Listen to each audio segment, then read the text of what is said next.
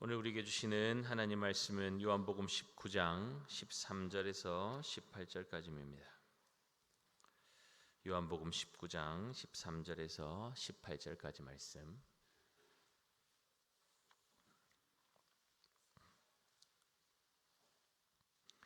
요한복음 19장 13절에서 18절 신약성경 182면에 있습니다.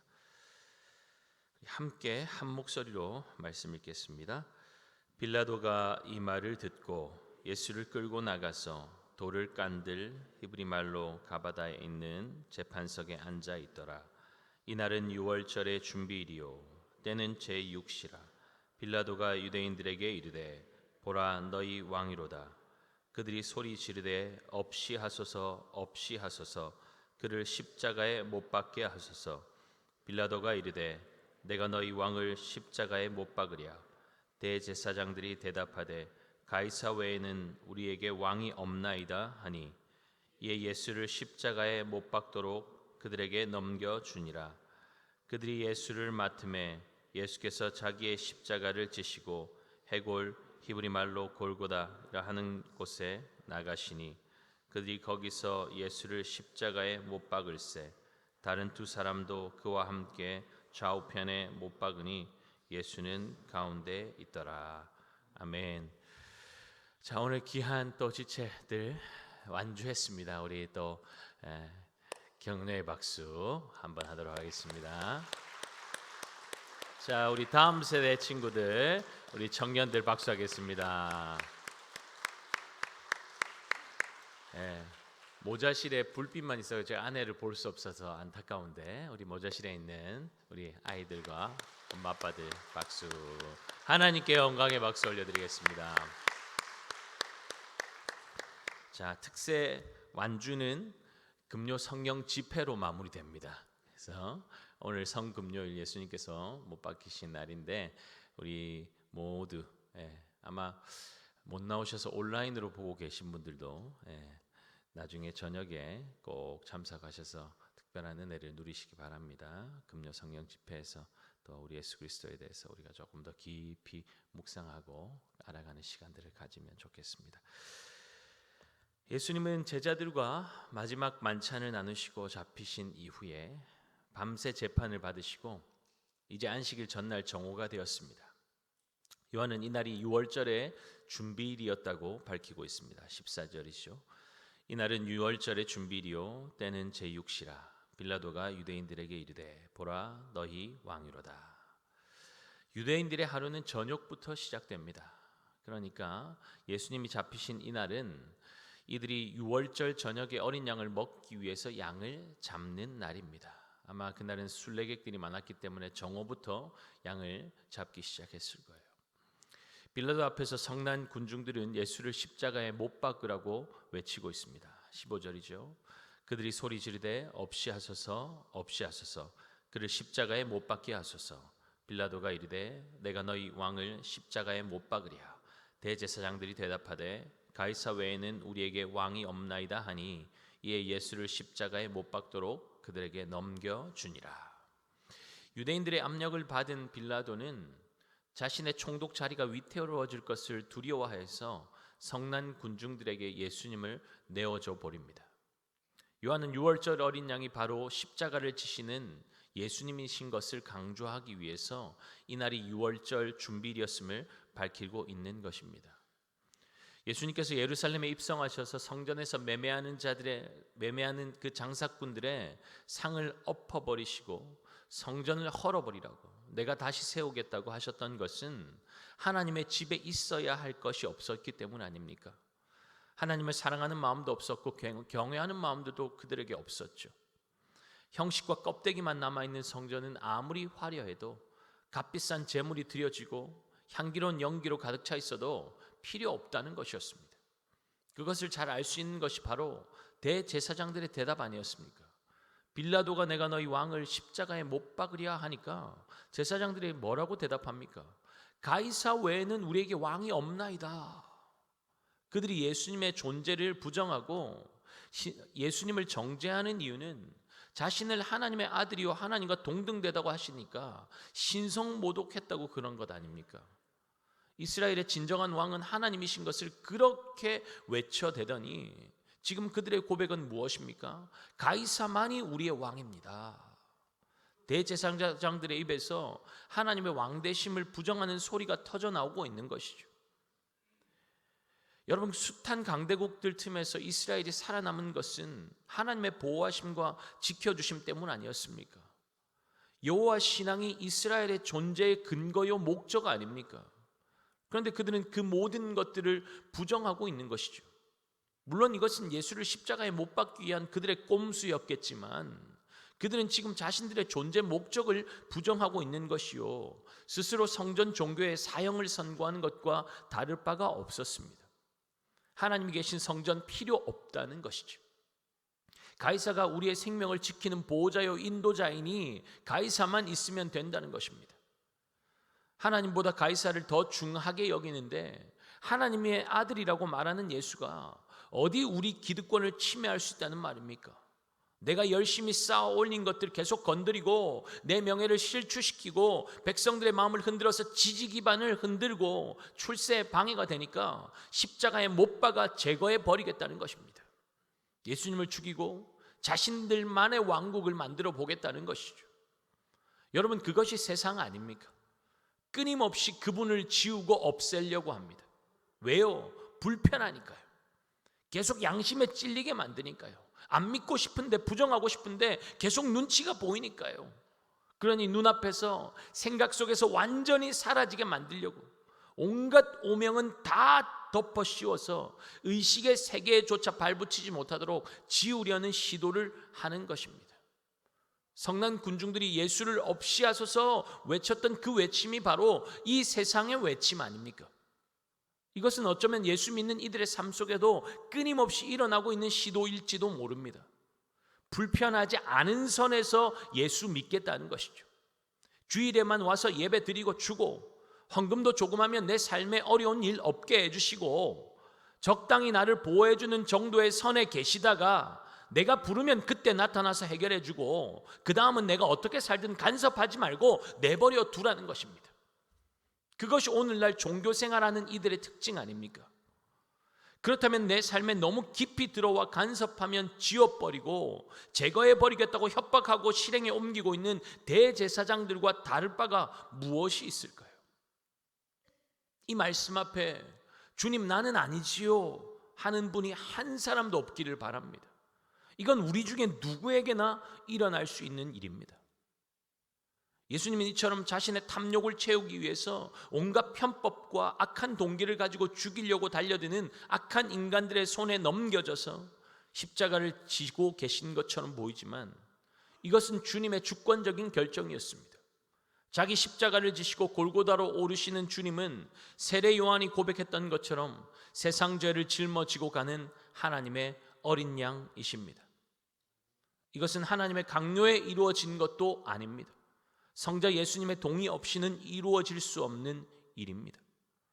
예수님께서 자기 십자가를 지고 해골이라고 하는 곳에 나가시니라고 요한이 기록하고 있는 이유는 예수님께서 억지로 강요에 의해서가 아니라 능동적으로 자원함으로 십자가를 지셨음을 묘사하기 위해서입니다. 온 세상 죄를 사하시기 위해서 죄의 저주가 쏟아 부어질 십자가에 자신을 희생의 제물로 내어주신 것은 철저히 예수님 자신의 선택이었습니다. 18절이죠. 그들이 거기서 예수를 십자가에 못 박을새 다른 두 사람도 그와 함께 좌우편에 못 박으니 예수는 가운데 있더라. 죄가 없으신 예수님께서 십자가에 못 박히셨습니다. 죄 없으신 그분께서 왜 세상 죄를 짊어지고 십자가에 달리셔야 합니까? 하나님의 아들이신 그분이 어떻게 인간의 손에 죽을 수 있다는 말입니까? 아담과 하와의 불순종으로 하나님의 영광으로 가득한 이 세상에 죄가 들어왔습니다. 죄는 저주요 죽음입니다.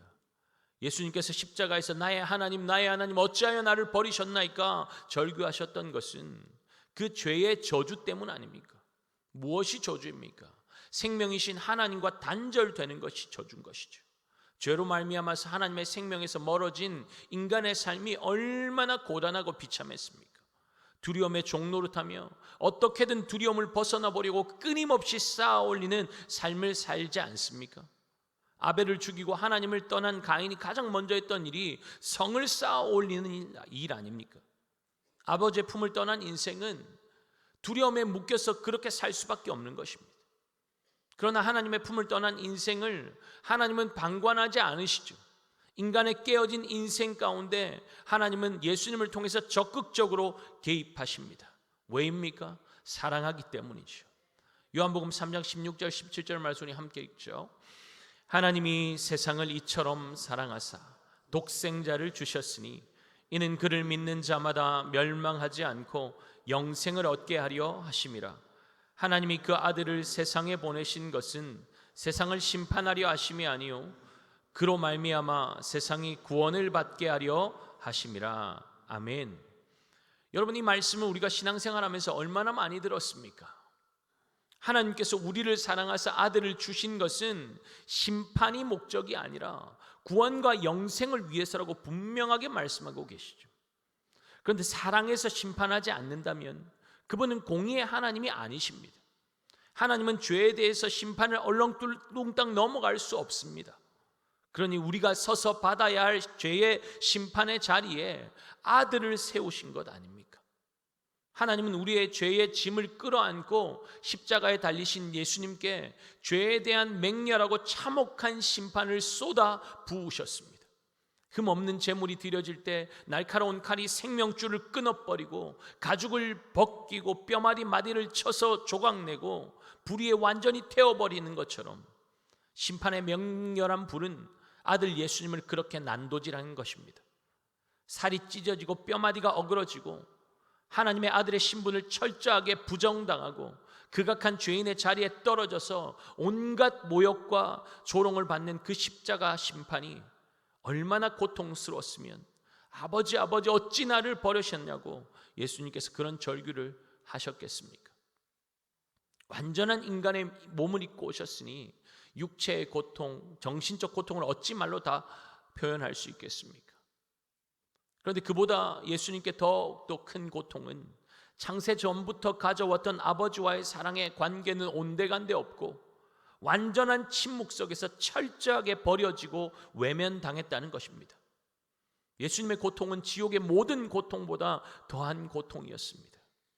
여러분, 사실 이것은 죄와 벗하며 살던 우리가 겪어야 할 지옥의 고통 아닙니까?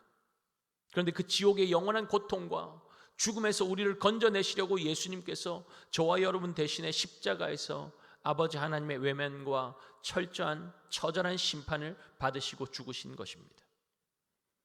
예수님을 믿음으로 예수님 안에 있는 이 영생을 우리는 값없이 받았지만 하나님은 사랑하는 아들을 외면하시고 죄에 대한 저주를 그 아들 위에 쏟아 부으시고 죽이시면서까지 엄청난 대가를 지불하시고 우리에게 영생을 주신 것입니다. 감히 상상조차 할 수 없는 엄청나고 값비싼 선물이죠. 요한복음 17장 3절에 예수님께서 영생은 유일하신 참 하나님과 그가 보내신 자 예수 그리스도를 아는 것이라고 말씀하시는 이유가 무엇이겠습니까? 우리를 향한 그 하나님의 사랑을 아냐는 것입니다. 단순히 머리로 이성적으로 관념적으로 아는 것을 말씀하는 것이 아니겠지요. 관계 속에서 체험적으로 알고 있냐는 것입니다. 예수 그리스도의 십자가를 삶 속에서 경험하며 살고 있냐는 것입니다. 영생을 가진 자는 두 주인을 섬기지 않습니다. 유일하신 하나님을 아는 것이 영생이라고 말씀하고 있지 않습니까? 하나님은 유일하신 하나님이십니다. 하나님은 자신의 영광을 그 무엇과도 나누지 않으십니다. 영생 주시려고 아들의 생명까지 십자가에 내어주는 온몸을 찢는 고통을 참으신 분이 우리 하나님이십니다. 우리를 죽음의 권세에서 해방시키시려고 그 처절한 저주를 아들에게 쏟아 부으신 분이 하나님이십니다. 우리를 어떤 대가를 지불하고 찾아내셨는데 무엇에게 빼앗길 수 있다는 말입니까? 그 귀한 자녀들을 어찌 그냥 내버려 두신다는 말입니까? 끝까지 집요하게 찾아내고야 마는 것이죠. 그분이 우리 하나님이시라는 것입니다. 영생을 가진 자는 어떤 사람입니까? 예수 그리스도를 아는 사람입니다. 예수 그리스도만이 나의 구원자가 되시고 예수 그리스도만이 나의 주인이 되심을 인정하는 사람이 영생의 사람입니다. 그러니 영생의 사람은 자신의 주권을 주님께 기꺼이 내어드리겠죠. 주님의 다스리심 아래 순종하며 복종하며 살 것입니다. 예수님의 생명의 통치 안에 사는데 죽음을 왜 두려워합니까? 왜 죄의 종로로 타겠습니까? 로마서 8장 1절 2절 말씀 우리 함께 선포할까요? 그러므로 이제 그리스도 예수 안에 있는 자에게는 결코 정죄함이 없나니 이는 그리스도 예수 안에 있는 생명의 성령의 법이 죄와 사망의 법에서 너를 해방하였음이라. 할렐루야. 예수 안에 있는 이 놀라운 생명과 자유를 모르니까 묶여서 사는 것 아닙니까? 머리로만 알고 있으니까 너 예수 왜 믿어? 질문하면 머리 긁적이는 것 아닙니까? 마라탕 맛을 제대로 본 아이들이 어떻게 하는 줄 아십니까? 너무 맛있다고 엄마 아빠도 꼭 먹어봐야 한다고 부모 손을 끌고 마라탕 집에 앉히고야 마는 것이죠. 왜요? 맛을 봤거든요. 너무 맛있고 자극적이고 짜릿하니까 내 사랑하는 사람도 경험하게 해주고 싶은 거예요. 저와 아내가 그 둘째 딸의 손에 붙들려서 그렇게 마라탕 집에 갔습니다. 꼭 가야 된대. 너무 맛있대. 모르겠는데 잘. 여러분, 예수님 알리고 자랑하는 것이 감히 이런 것과 비교나 될 수 있겠습니까? 그 영생의 맛을 보았는데 어찌 머리만 긁적이고 있을 수 있겠습니까? 너 뭔가 달라진 것 같은데 무슨 일이 있었어? 쉿, 비밀. 너무 깊게 알려고 하지 마. 이러면 되겠습니까? 베드로전서 3장 16절에 뭐라고 말씀합니까? 너희 마음에 그리스도를 주로 삼아 거룩하게 하고 너희 속에 있는 소망에 관한 이유를 묻는 자에게는 대답할 것을 항상 준비하되 온유와 두려움으로 하고. 여러분, 그러니까 제대로 알아야 한다는 것입니다. 경험해야 한다는 거예요. 예레미야 선지자가 예수 그리스도를 통해서 도래할 새 언약의 시대의 특징이 무엇이라고 예언합니까? 그것은 아는 것이라고 말씀합니다. 예레미야 31장 34절 함께 읽겠습니다. 그들이 다시는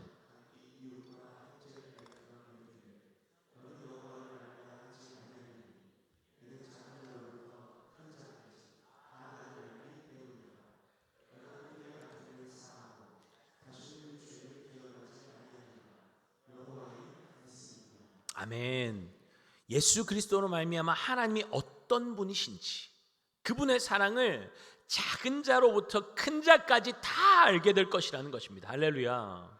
여러분, 하나님을 모르는데, 그가 보내신 예수님을 모르는데 무슨 십자가를 진다는 말입니까? 굳이 부인할 이유가 없는 것이죠. 손해인데요, 낭비인데요, 가치가 없는데요, 왜 고난을 자초합니까? 라고 말할 것입니다. 모르면 그런 것입니다. 오늘날 청년들이 왜 가정을 이루는 것보다 현실의 문제를 더 앞세웁니까? 왜 결혼한 신혼부부들이 자녀 가지기를 주저하고 꺼립니까? 그 가치를 모르기 때문 아닙니까? 현실적인 문제와는 비교할 수도 없는 기쁨, 그 만족을 모르기 때문이죠. 가정을 이루는 것이, 자녀를 양육하는 것이 그러할진데 예수 그리스도 안에서 누리는 그 안정감, 그 평안함, 그 만족, 그 생명, 그 자유가 과연 비교나 될 수 있겠습니까? 그러니 더 알아야 하는 것이죠. 주님 더 알고 싶습니다 라고 외치면서 주님께로 더 가까이 나아가야 하는 것이죠. 신앙은 주님 아는 것에 깊이를 더해가는 여정 아닙니까? 성장과 성숙은 하나님의 마음이 어떠한지를 더 헤아리고 나를 향한, 우리 가정을 향한, 우리 교회를 향한, 이 나라 이 민족을 향한, 세상을 향한 주님의 뜻을 분별하고 주님의 말씀 앞에 더 민감하게 반응하는 사람에게 주어지는 것입니다. 그럴 때 예수님처럼 사랑하게 되고, 그럴 때 예수님처럼 생각하게 되고, 그럴 때 예수님처럼 하나님을 영화롭게 하고 그 영광을 향해 달려가는 삶을 살게 되는 것이죠. 그것이 신앙의 여정이라는 것입니다. 우리도 예수님처럼 하나님을 영화롭게 하는 삶을 살 수 있다면 얼마나 좋을까요? 우리도 인생의 마지막에 아버지께서 내게 하라고 주신 일을 내가 이루어 아버지를 이 세상에서 영화롭게 하였습니다. 사명 완수했습니다. 고백할 수 있다면 참 좋을 텐데 그건 너무나 큰 욕심일까요? 물론 영생 받은 자답게 살려고 하면 예수님 받으신 고난처럼 미움받고 손해보고 고난당하고 핍박받는 삶을 살게 될 것입니다.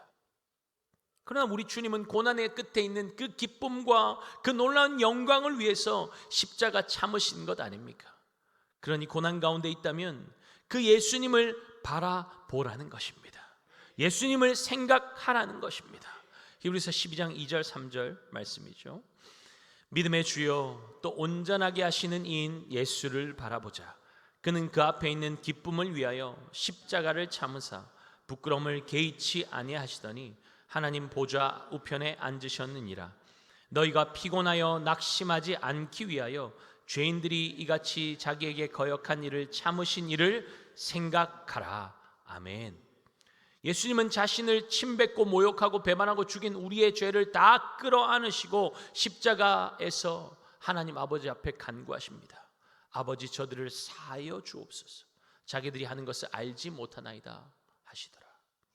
그렇게 주님은 우리 죄를 사하시려고 십자가에서 자신의 몸을 찢으셨습니다. 예수님의 영혼이 떠나실 때 찢어진 휘장은 곧 주님의 몸을 찢으심으로 어떤 일이 일어났는지 보여주는 것 아닙니까? 예수님은 우리의 실패와 시행착오, 우리의 패배, 두려움과 공포, 절망과 수치, 사망을 찢어버리신 것입니다. 죽음의 자리로 끝이 되지 않게 하셨다는 것입니다. 우리 구주 예수님은 자신의 죽음으로 죽음을 찢으시고 아버지 하나님께로 나아가는 생명의 길을 우리 앞에 열어주셨습니다. 히브리서 10장 19절 20절이죠. 그러므로 형제들아 우리가 예수의 피를 힘입어 성소에 들어갈 담력을 얻었나니 그 길은 우리를 위하여 휘장 가운데로 열어놓으신 새로운 살 길이요 휘장은 곧 그의 육체니라. 하나님과 인간의 경계선이었던 휘장이 예수 그리스도로 말미암아 찢어지고 활짝 열리게 되었습니다. 예수 그리스도의 십자가 보혈을 믿는 자는 누구든지 그 영원한 생명 안으로 들어갈 수 있습니다. 이제 더 이상 희생의 제물이 필요하지 않습니다. 예수 그리스도께서 영원한 제물로 자신을 단번에 드리셨기 때문입니다. 우리는 예수 그리스도의 보혈로 깨끗하게 되었으니 언제든지 하나님 앞으로 담대하게 나아갈 수 있게 된 것입니다. 예수님을 통해서 우리를 바라보시는 하나님은 우리를 죄 없다 여겨주시고 언제든지 만나 주십니다. 이것이 바로 십자가의 은혜인 것이죠. 이제 더 이상 두려워하지 않아도 됩니다. 하나님의 임재 앞에서 자유하고 그분과의 사랑을 누리기만 하면 되는 것입니다. 아직 죄에 묶여서 두려움 가운데 있는 분 있다면 예수 그리스도의 보혈이 나를 모든 죄에서 깨끗하게 하셨다는 사실을 믿으시고 그 보혈 의지하여서 하나님 아버지께로 나와 그 풍성을 받아 누리는 은혜가 있기를 예수 그리스도의 이름으로 축복합니다. 원수 마귀는 더 이상 우리를 참소할 수 없습니다. 더 이상 죽음과 두려움으로 우리를 협박하고 정죄할 수 없습니다. 십자가에서 예수님께서 죽으심으로 우리를 향한 하나님의 사랑을 확증하셨기 때문입니다. 그 사랑 앞에 마귀의 권세는 무너져버린 것입니다.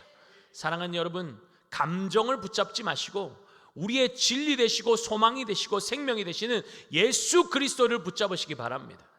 주님의 죽으심은 끝이 아닙니다. 새로운 시작입니다.